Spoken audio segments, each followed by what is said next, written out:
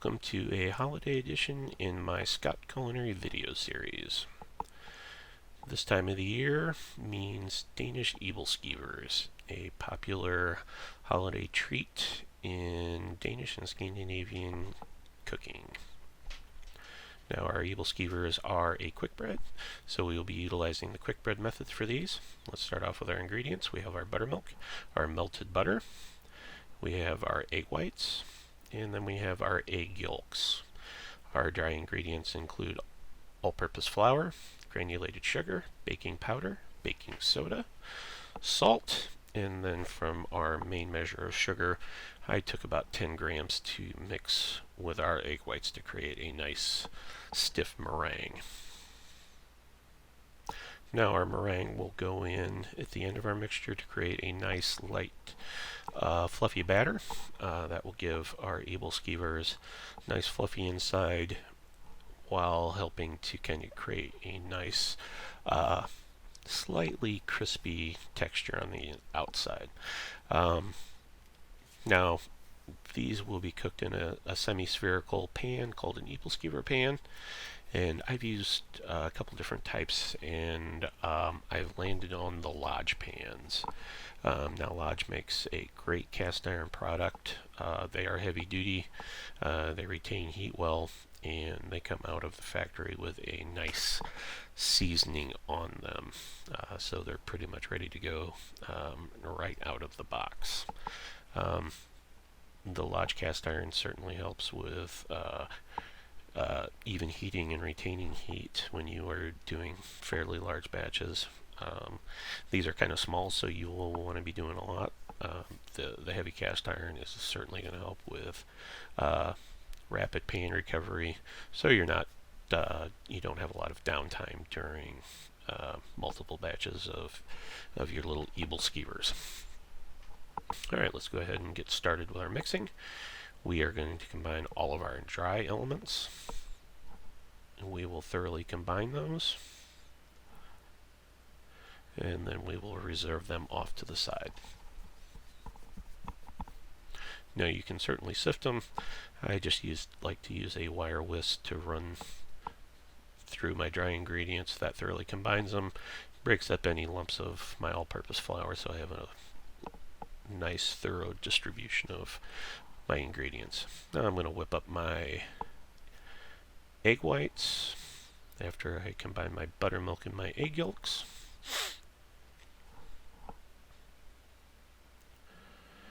Alright, now for some odd reason I decided to do my egg whites by hand. You can certainly use a hand mixer or a KitchenAid stand mixer for this. It will certainly make it a lot easier. And here in a few seconds, we will go ahead and partake in the movie magic, and we will cut away and come back to some perfectly whipped meringues.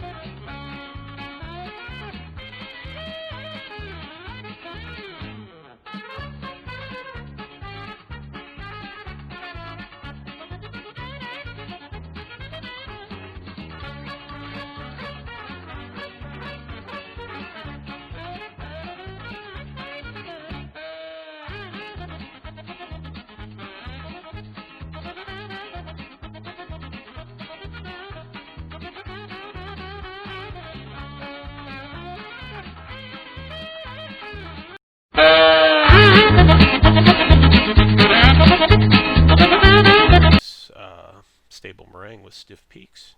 You want your meringue to be slightly glossy.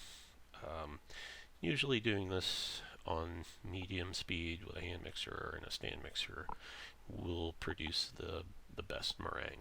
Alright, so we will combine our egg yolks and buttermilk until they're thoroughly mixed. And now we will combine our wet and our dry. Now this is a quick bread as opposed to a stronger yeast bread, so we will want to mix gently, and by gently I mean mix until we start to see liquid incorporation and the flour hydrate to where we are not forming gluten. So we're not going to take a wire whisk and we're not going to beat it, or we're not going to turn it down into a work surface and knead it. So a light stir and fold is usually best for this process. That will cut down on the gluten formation. And once we get our batter about 90 to 95% mixed, we will incorporate our melted butter, and we'll disperse that throughout the top so it doesn't sink to the bottom, and we will get that mixed in. Alright, that looks pretty decent. Scrape down our sides, and then we will fold in our meringue. Alright, now when folding in your meringue, it's best to use your spatula very similar to like a knife edge. So you're going to cut down right through the middle. You're going to go to one side and you're going to fold everything back up on top of itself and into the middle. And then you'll rotate your bowl 1/4 turn and do the same thing. So it's basically cut, fold, rotate, and then rinse and repeat until your egg whites are completely incorporated. Now in this process, if you do have some small chunks of flour, it is not really that big of a deal, and it'll actually help you get a little puffiness. So as the liquid in the batter turns to steam and it starts to migrate throughout the rest of the batter, and it runs into those little clumps of raw flour, that will kind of slow the steam up. So instead of migrating throughout, it tends to push up and outwards. That will give you a little better rise and a little bit more fluffiness in your batter. Now the egg whites, on the other hand, you do want to make sure those are relatively fully incorporated. Those will just kind of set up as they are, and they'll cook like that. So it'll be kind of unsightly a little bit, and then cooked meringue does not have the same taste and texture as a cooked batter.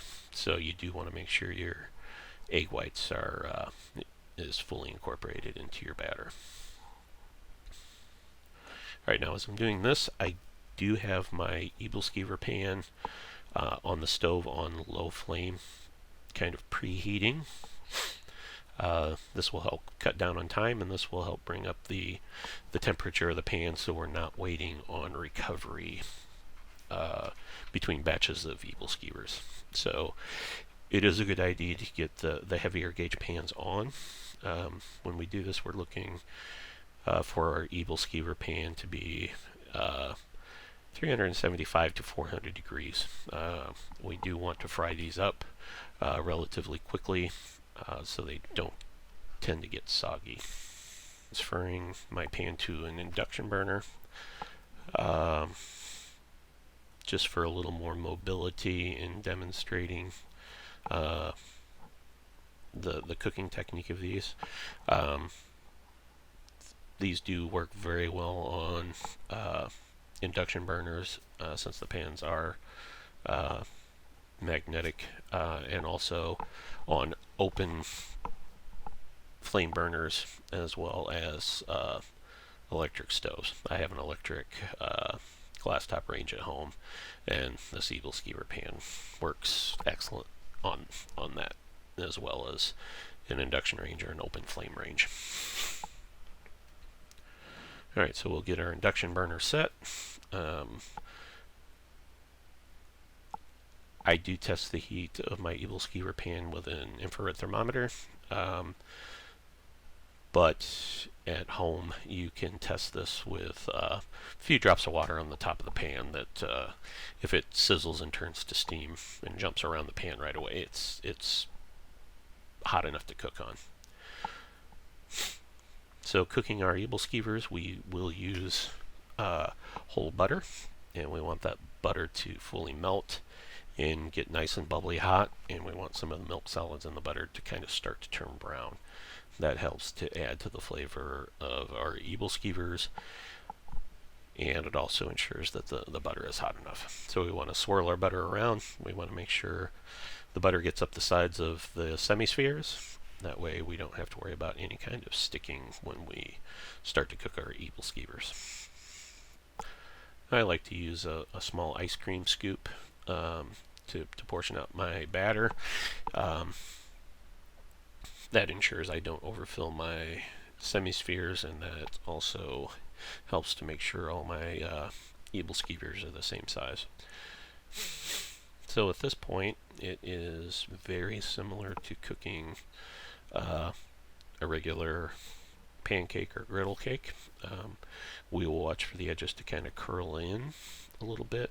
We'll look for bubbles to start to form, and then pop and stay visible with craters in the dried dough. And obviously we will look for a nice golden brown. So once we're able to flip them, we will flip them 180 degrees, and then once the tops are thoroughly set, we will kind of rotate them around in the pan to ensure that all the sides of the sphere are evenly cooked. At this point in our cook process, we can go ahead here in a second and start looking to see how the sides and the bottoms are looking. So skewer, toothpick, small paring knife, just something to kind of get around the edges and start loosening them up to see how well they kind of rotate and slide around inside the semi-sphere. So you can see that middle one there slid around pretty freely.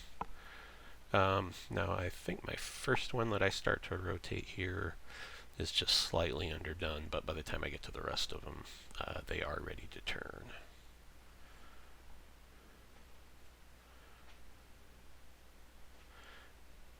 Yeah, that one was just slightly underdone. We want them just a little bit browner than that.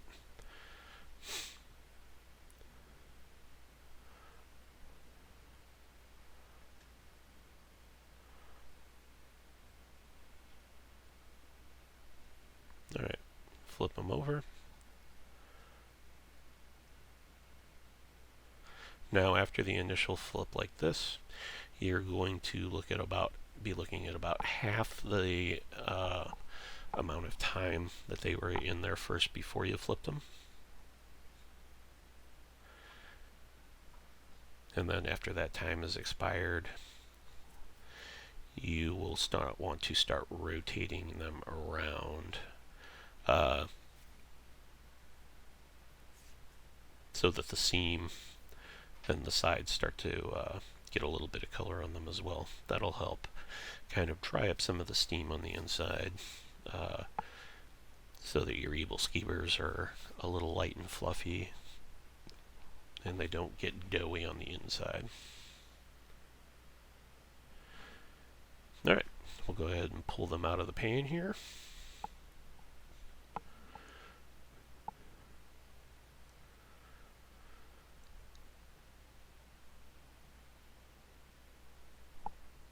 And once they're out of the pan, traditionally they're dusted with powdered sugar and eaten with maple syrup or lingonberry jam. Now I do prefer the good Wisconsin grade A dark amber maple syrup, but they are pretty good with lingonberry jam as well.